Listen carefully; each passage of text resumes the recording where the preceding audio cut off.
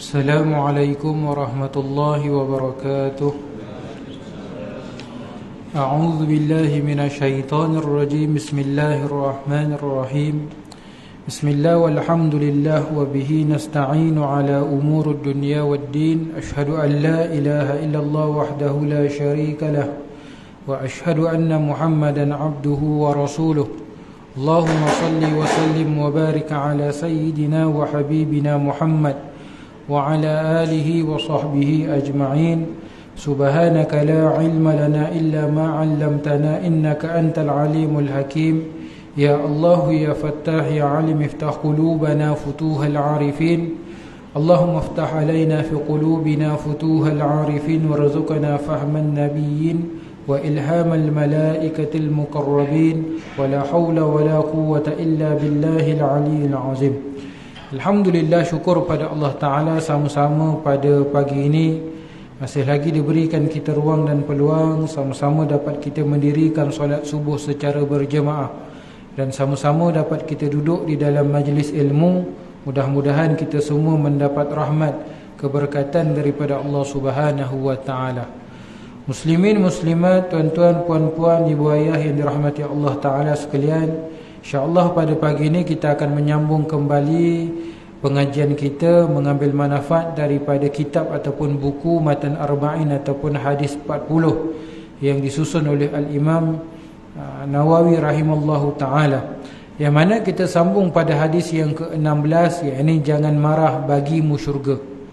An Abi Hurairah radhiyallahu ta'ala anhu anna rajulan qala lin-nabiy sallallahu alaihi wasallam awsini qala la taghdab faraddada miraran qala la taghdab. Rawahul Bukhari. Daripada Sayyidina Abu Hurairah radhiyallahu taala anhu bahawa seorang lelaki berkata kepada Rasulullah sallallahu alaihi wasallam, berilah wasiat kepadaku. Lalu Rasulullah sallallahu alaihi wasallam bersabda, jangan marah. Lelaki tersebut mengulangi pertanyaannya berkali-kali. Sabda Rasulullah sallallahu alaihi wasallam, jangan marah. Maka antara manfaat yang boleh kita ambil daripada hadis ini, yakni rindukan syurga dan mencari jalannya. Inilah wasiat Rasulullah sallallahu alaihi wasallam, yakni selaku seorang guru, mursyid dan pemimpin yang agung ketika diajukan persoalan oleh seorang sahabat yang ingin menempuh jalan ke syurga. Jadi sahabat bertanya kepada Rasulullah sallallahu alaihi wasallam, tak lain tak bukan ingin mempelajari sesuatu daripada Rasulullah, yakni sesuatu amalan yang dengan amalan itu ganjarannya untuk mendapat syurga Allah Subhanahu wa taala.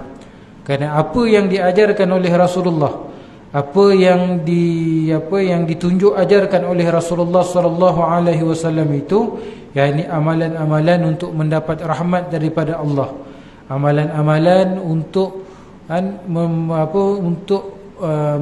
mendapatkan kepada kita akan syurga Allah Subhanahu wa taala di hari akhirat kelak nanti. Maka ditanyakan kepada Rasulullah ataupun diminta oleh Rasulullah akan satu wasiat, maka Rasulullah berwasiat la taghdab, yakni jangan marah, yakni meninggalkan amalan ataupun meninggalkan akhlak buruk, yakni meninggalkan sikap suka akan kepada marah. Kemudian seterusnya, lemah lembut dan menguasai diri adalah jalan kejayaan dan keredaan.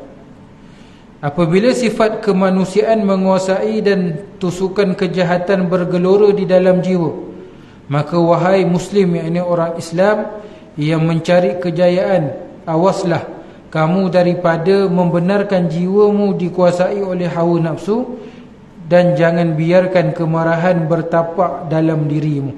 Kerana jika kamu membiarkan nafsumu menguasai dirimu, ketika itu ia menjadi penyuruh dan penegah bagimu. Dengan itu kamu akan melakukan apa yang ditegah oleh Allah. Tetapi berjuanglah menentang nafsumu supaya meninggalkan runtunan marah, dan ingatlah akhlak Muslim yang bertakwa dan mukmin yang suci.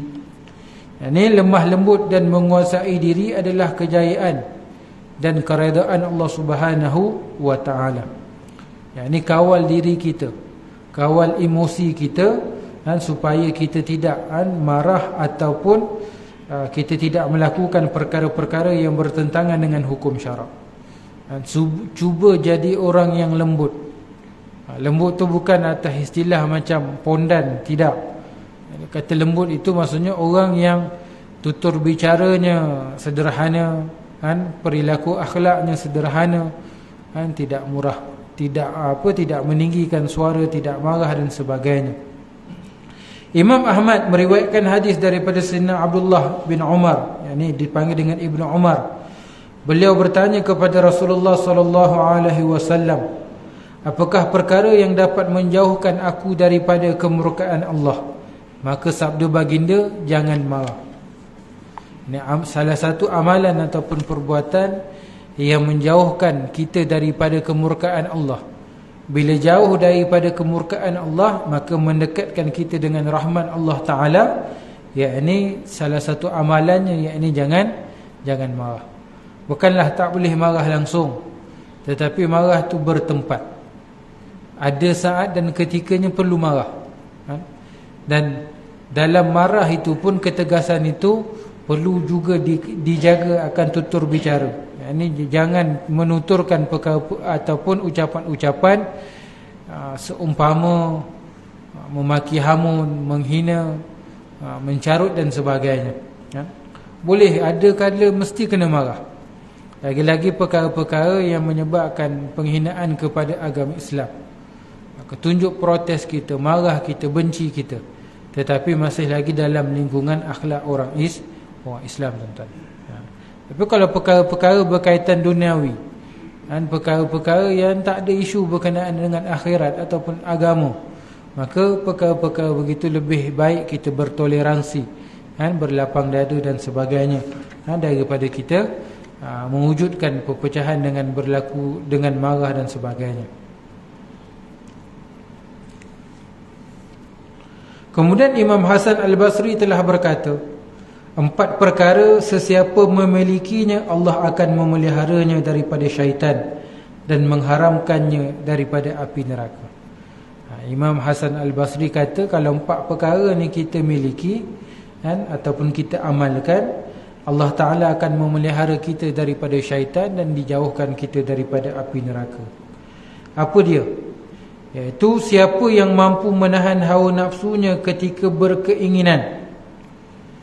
Menahan hawa nafsunya ketika dia berkeinginan, dia nak, tapi dia sabar. Bahkan kadang-kadang dengan sebab keinginan itu boleh jatuh pada perkara yang haram, tapi dia masih lagi sabar, tak melakukan perkara yang haram. Kemudian yang kedua, ketika takut. Yang ketiga, ketika bersyahwat. Dan yang keempat, yakni ketika marah. Ini menahan nafsunya ketika takut, menahan nafsunya ketika bersyahwat, dan menahan nafsunya ketika marah. Kemudian seterusnya, perasaan marah adalah penghimpun kejahatan dan bebas daripadanya adalah penghimpun kebaikan. Kita dapati daripada hadis penyoal yang beriman itu, ketika Rasulullah SAW bersabda kepadanya, yakni jangan marah, memahami nasihat tersebut dan menerimanya, serta mengulangi permintaannya meminta wasiat dan nasihat, seolah-olah beliau tidak puas, yakni tidak puas hati dengan wasiat yang diberikan dan menyangkanya sedikit sahaja, sedangkan beliau memerlukan wasiat yang lebih daripada itu, yang lebih mendalam dan bermanfaat, sehingga beliau dapat mencapai matlamat untuk memasuki syurga. Jadi sahabat ni datang jumpa pada Nabi, ausini, minta wasiatkan kepada aku ya Rasulullah. Tapi Rasulullah memberikan nasihat yang cukup pendek, la taghdab, yakni jangan marah.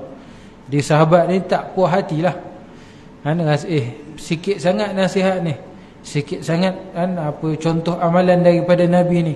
Maka ditanya berulang-ulang kali kepada Nabi SAW, Nabi masih lagi menjawab dengan kalimah la taghdab, yakni jangan marah. Maksudnya apa, tuan-tuan? Kita kadang-kadang tak perlu kepada, bukan tak perlu tu tak semestinya ataupun meninggalkan, tidak. Terkadang lebih utama kita belajar sedikit demi sedikit dan kita amalkan dengan apa yang kita pelajari, daripada banyak kita belajar tapi satu benda kita tak buat. Maksudnya belajar sedikit demi sedikit, perlahan-perlahan, tetapi dalam masa yang sama kita beramal dengan apa yang kita pelajari. Yang kedua, terkadang bila mana kita minta nasihat, nasihat yang diberikan itu sesuai untuk kita. Sesuai untuk kita. Apa maksudnya? Jadi Rasulullah mengenali sahabat ini. Jadi Rasulullah mengetahui apa nasihat yang patut disampaikan kepada sahabat ini, maka dinasihati dengan la taghdab, yakni jangan marah. Kalau mungkin jenis seorang yang suka membazir, maka Nabi mungkin nasihat jangan membazir. Maka Nabi nasihatkan sesuai dengan keadaan seseorang ataupun sifat akhlak seseorang itu.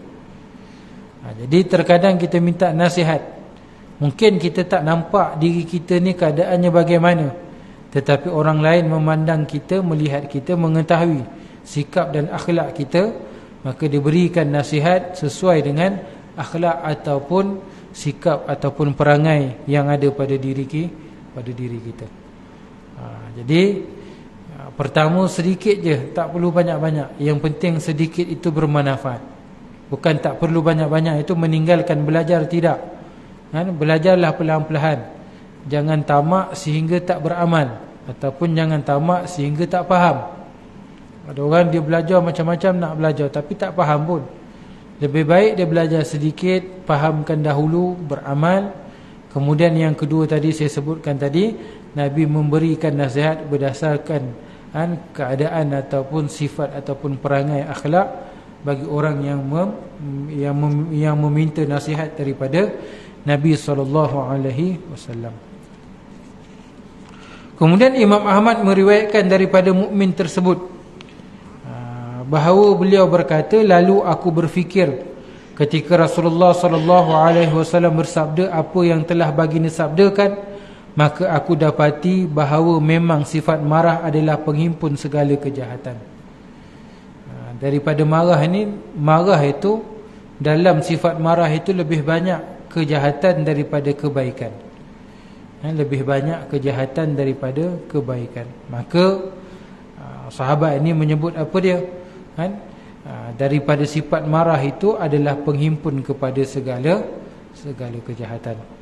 Maknanya sekiranya beliau tidak marah, bererti beliau telah meninggalkan seluruh kejahatan. Sesiapa yang meninggalkan seluruh kejahatan, berertinya dia telah menghasilkan seluruh kebaikan. Buat baik ni tuan-tuan, contohlah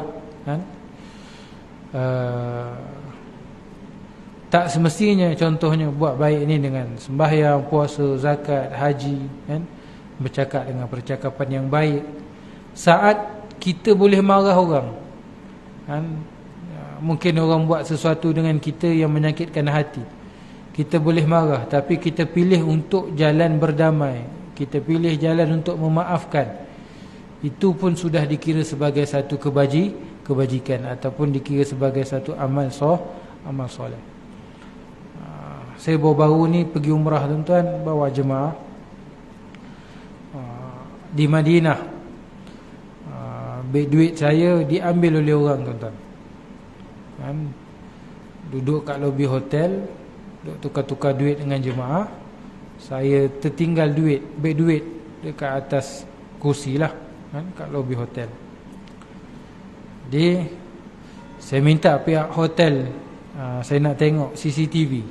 Tengok CCTV, jumpa, nampak siapa yang ambil bangsa mana, duduk hotel, duduk bilik nombor berapa, tahu tuan-tuan.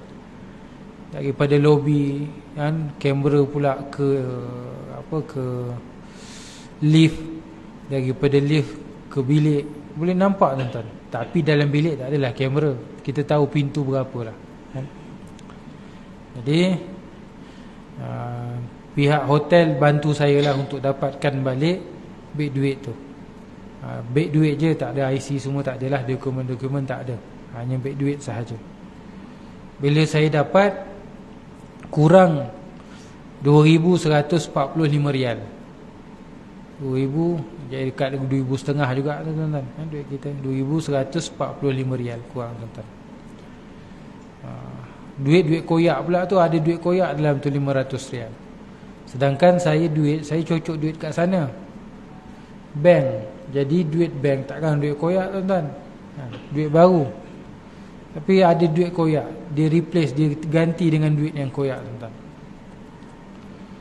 Jadi pihak hotel tanya nak selesai macam mana, saya kata saya nak jumpa orang ni. Dia kata tak perlulah kot jumpa orang ni, dia tak nak jadi isu besar, bergaduh ke apa benda kan. Tak apalah, saya kata okey, janji pulang balik duit saya 2,145 rial. Pulang balik, selesai. Kalau tak saya report polis. Jadi pihak hotel pun setuju. Saya report polis ni lebih pada nak ugut je tuan-tuan. Kalau report polis jadi cerita besar tuan-tuan, kesian orang yang ambil ni tuan-tuan. Dia bukan warga Saudi, dia orang luar. Jadi memang Saudi takkan kesian tuan-tuan. Memang penjara 6-10 bulan dalam penjara tak tahu apa jadi tuan-tuan. Jadi bila pihak hotel bincang dengan orang yang ambil ni tuan-tuan, orang ambil ni dia nak jumpa saya. Jumpalah. Telefon saya pukul 11 malam, jumpa kat lobi. Jumpa muka manis lah tuan-tuan, cakap manis. Saya nak dengar satu je sebenarnya. Saya kata, cakap minta maaf, kalau tak ada, tak boleh nak ganti dah pakai, saya halalkan. Saya tak ada isu pun benda tu. Duit boleh cari kan? Tapi saya tak nak, saya tak suka orang menipu. Maksudnya cerita macam tu. Tapi dia tak mengaku. Dalam hati saya panah hati dah sebenarnya. Panah hati dah. Marahlah tu kan? Dia tak mengaku. Sebab saya tengok CCTV tu, saya tahu tuan-tuan, kalau orang jumpa yang dia tak nak ambil duit tu, dia pasti dia akan ambil, dia bagi kat kaunter lobi. Alasan dia kata apa? Dia kata mungkin jemaah dia tercicir. Saya cakap dalam hotel ni bukan jemaah dia je, berapa banyak negara orang duduk kat sini, daripada negara yang berbeza. Mana boleh kata jemaah dia? Tak boleh kata jemaah dia. Kemudian cara dia ambil tu tuan-tuan, dia duduk kat kursi yang saya duduk, ada beg duit tu tuan-tuan. Dia tengok kiri kanan. Kenapa nak tengok kiri kanan? Ambil aja, apa masalah kalau kau tak salah tuan-tuan. Lepas tu sampai dekat pintu bilik hotel dia tuan-tuan, dia keluar, dia buka beg duit saya, dia ambil duit tu, dia buang beg duit tu dalam tong sampah. Selamat tong sampah tu tak diangkat sampah tu, dia dapat baliklah beg duit tu. Beg duit tu tak beg duit apa pun tuan-tuan, bukan beg duit kulit kan. Entah, saya pun tak tahu macam mana beg, biasa beg bodoh ni tuan-tuan kan. Janji masuk boleh zip tu je kan. Jadi benda tu saya nampak tuan-tuan, tak nak mengaku. Dia kata dia bawa kawan dia backup dia, 13 tahun duduk Madinah kan. Saya pun tak bodoh, saya bawa jemaah umrah. Tiap-tiap bulan saya pergi sana, saya tahulah perangai orang kat sana. Kalau takkan jadi bedal haji tuan-tuan. Tuan-tuan, bukan badal haji, bedal haji. Itu 2,145 rial. Orang buat bedal haji tuan-tuan 2,000, 3,000 tuan-tuan. Kalau 100 orang tak 300,000 tuan-tuan. Duk menipu kat sana. Itu buat bedal haji tu kat Mekah lagi besar tanah haram daripada Madinah. Lagi apa? 100,000 kali ganda banding Madinah tuan-tuan. Itu pun orang berani langgar buat benda tak senonoh kan. Cerita duduk 13 tahun Mekah lah, ikut tabligh lah, saya dah hangin tuan-tuan. Tapi sabar lagi tuan-tuan. Ni jenis nak jual-jual agama ni tuan-tuan. Tak boleh lah macam tu. Bila dia tak nak mengaku, tak apalah. Saya memang, pada saya tak apalah, hilang-hilang lah 2,145 rial tu. Saya maafkan, saya halalkan. Saya tak cakap dengan dia, tapi dalam hati saya maafkan, saya halalkan. Masa hilang tuan-tuan, saya tak adalah kelang kabut sangat. Bawa jemaah pergi masuk Raudah, lalu depan makam Rasulullah kan? Masa pergi dan masa balik daripada Raudah, lalu depan makam Rasulullah kan? Saya lalu istighazah lah, kan? Ya Rasulullah, kan, aku ni umatmu datang daripada jauh, duit hilang ya Rasulullah. Kan? Duit hilang ya Rasulullah. Doa pada Allah mudah-mudahan dapat jumpa balik ya Rasulullah. Jumpa jumpa tapi tak cukup nilainya lah, kan? Tak cukup nilainya, tuan-tuan. Kan? Jadi walaupun saya boleh ambil tindakan yang apa, report polis ke apa, nak marah ke apa, tapi saya pilih biarlah selesailah, cukuplah, kan? Dengan maafkan dia, kan, dengan halalkan apa. Prinsip saya mudah, tuan-tuan. Kalau saya haramkan, dia akan makan haram, hati dia akan kotor sampai bila-bila dia susah nak berubah.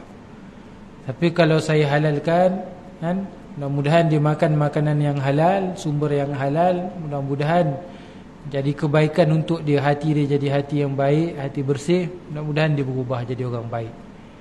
Kan? Dia jadi orang baik, saya tak rugi, saya dapat sahamnya, saya dapat pahalanya. Saya faham mudah gitu je lah, kan? Masa tu, tuan-tuan, pengalaman lah. Tapi tuan-tuan jangan salah faham, Mekah Madinah ni tempat barakah, tuan-tuan. Walaupun saya tengok macam-macam, tapi jangan buat sangkaan yang tak elok lah. Jangan buat sangkaan yang tak elok, tuan-tuan. Tetap kita sangka baik, husnuzan sesama orang Islam, tuan-tuan. Itu pengalaman, tuan-tuan. Ada orang macam tu, sanggup, tuan-tuan, kan? Sanggup buat gitu.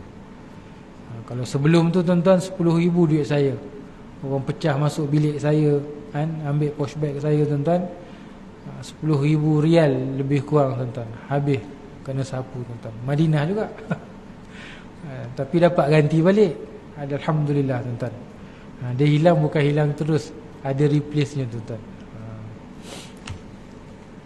Pengalaman, tuan-tuan, pengalaman. Jadi terkadang memang kita boleh marah, tuan-tuan, kan? Memang kita boleh marah, tapi terkadang juga pilihlah jalan yang lain, memaafkan. Tapi, tuan-tuan, saya tak tahulah apa ceritanya, tuan-tuan. Memang saya maafkan, dan cuma saya tak suka. Bila saya tak suka, saya tak nak jumpa dia lagi lah, saya tak nak tengok muka dia. Tapi dia duk telefon saya, tuan-tuan, duk ketuk pintu bilik saya, tuan-tuan.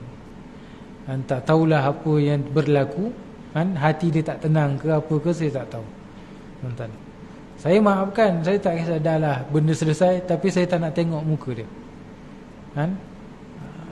Macam contoh Rasulullah SAW, tuan-tuan, kan, yang bunuh pak saudara Rasulullah, Sayyidina Hamzah, Wahsy, kan, apa ni, ketika perang Uhud. Akhirnya dia masuk Islam, kan. Tapi sebab Rasulullah ni kecil hati, yalah yang terbunuh tu pak saudara dia, Hamzah, umur lebih kurang dekat-dekat, tuan-tuan, sama-sama membesar, kan. Jadi dia kecil hati, walaupun masuk Islam, Rasulullah tak adalah Rasulullah melaknat ataupun mencelakakan orang tu, mendoakan yang tak baik.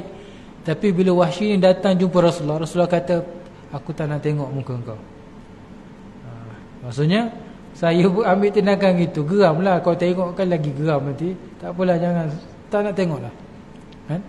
Lah akhirnya dia telefon, saya cakap ni ada apa masalah, dah selesai lah, tak payah cerita banyak-banyak lagi dah, kan? Lepas tu saya blok nombor dia, dah habis cerita, tuan-tuan. Pengalaman, tuan-tuan, di sana. Boleh untuk kita marah, memang hak kita, kan? Marah juga, marah lah, tuan-tuan, tapi ambil jalan dan tak nak besar-besarkan lagi lah, tuan-tuan.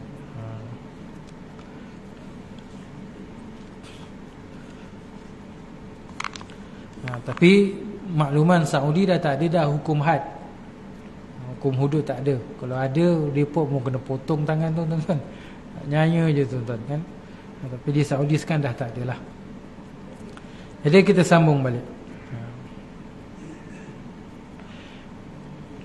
Diriwayatkan bahawa seorang lelaki telah bertanya kepada Rasulullah sallallahu alaihi wasallam, apakah amalan yang paling afdal? Rasulullah sallallahu alaihi wasallam bersabda, husnul khuluq huwa an la taghdab in istata'ta.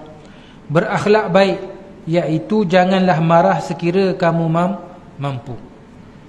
Kata Nabi sallallahu alaihi wasallam, ya, ini amalan yang paling baik ataupun amalan yang paling afdal. Ni dalam, kalau kita baca hadis Nabi SAW, banyak sebenarnya. Bila sahabat tanya, Apakah amalan yang paling afdal? Apakah amalan yang paling afdal? Apakah amalan yang paling afdal? Di situ ada dua makna. Yang pertama, dalam banyak-banyak amalan yang dilakukan, itu yang paling afdal. Nak menunjukkan kelebihan amalan itu berbanding amalan yang lain. Tetapi sebenarnya sangat sedikit berbanding yang lain. Okay. Sedikit itu maksudnya hadis-hadis seumpama begitu. Tetapi yang kedua saya nak sebut ini, yang disebutkan dengan amalan yang paling afdal, amalan yang paling afdal itu bukanlah amalan itu lebih baik daripada amalan-amalan yang lain bagi seluruh manusia ataupun seluruh orang Islam, tak. Tapi Nabi nak cakap pada individu tu. Dalam banyak-banyak amal yang sesuai untuk engkau amalkan ataupun kamu amalkan, inilah amalan dia. Tu maksud dia. Ada orang mungkin sikap perangai begitu begini, contoh mungkin dia ni jenis orang cepat panah baran. Maka Nabi nak sebut yang lebih afdal untuk kau beramal, tahan marah, jangan marah. Itu maksud dia. Mungkin ada orang jenis tak tahu malu. Jadi Nabi sebut amalan yang paling afdal untuk kamu ni, yakni jangan tak tahu malu. Jangan tak tahu malu, tuan-tuan. Jadi Nabi suruh jadi orang pemalu, contohlah. Jadi ada dua makna. Sama ada Nabi sebut amalan yang paling afdal itu dengan maksud amalan itu pahalanya, kelebihannya melebihi amalan lain, ataupun yang lebih afdal itu pada individu tu apakah amalan yang sepatutnya dia lakukan. Itu maksudnya, sepatutnya dia lakukan. Maka Nabi SAW sebut, yakni berakhlak baik, iaitu janganlah marah sekiranya kamu mampu. Maksudnya kita ni boleh marah.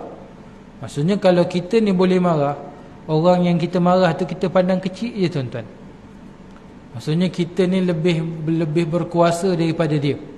Tapi saat kita boleh lebih berkuasa pada dia, kita boleh melakukan sesuatu pada dia, tapi kita memilih untuk tidak marah, itu lebih baik. Jadi maksudnya apa, tuan-tuan?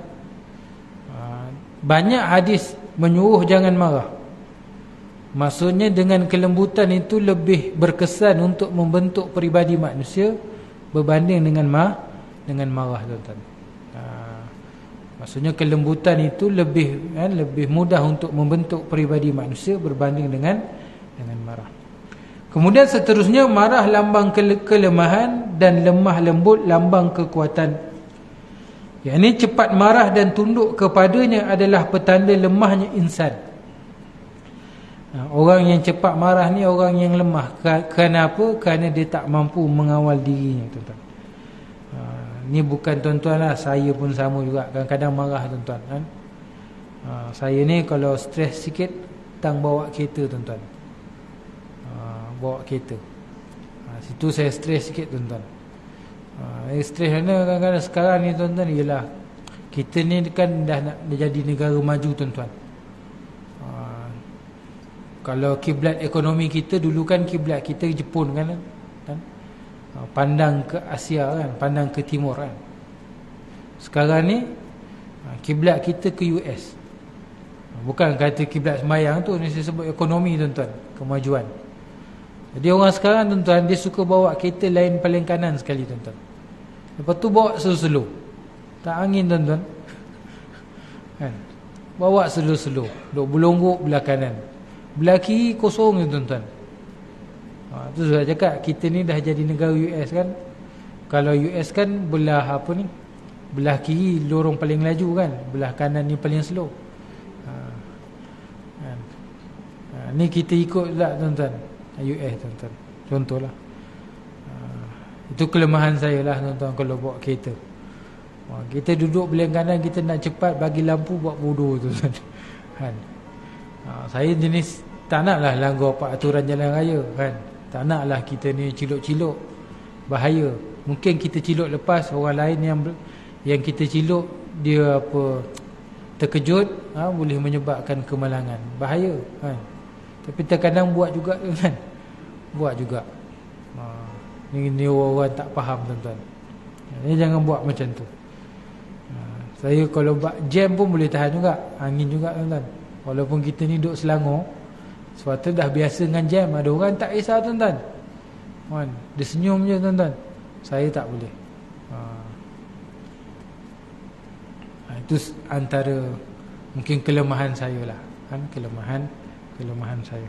Saya bab lain saya tak kisah tuan-tuan kan, tapi bab kereta, bawa kereta ni, kalau jalan jam, orang tak reti ikut peraturan kan, tu saya marah tuan-tuan. Jadi marah ini kelemahan seseorang.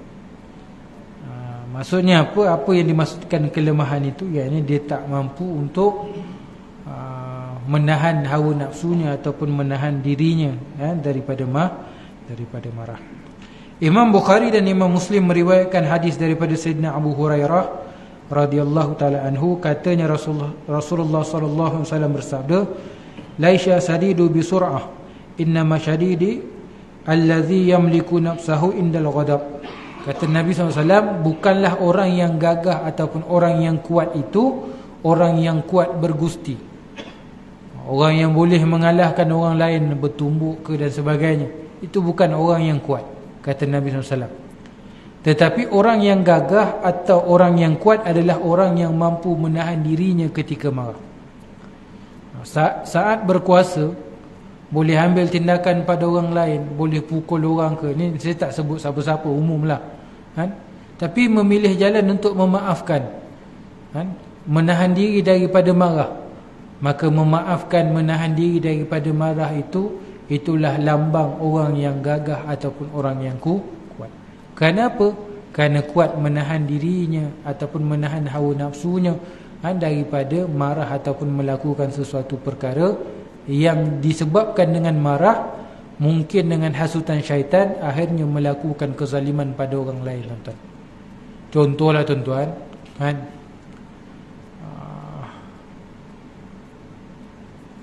kita nak kata macam mana, kan ada beberapa kes tuan-tuan kan.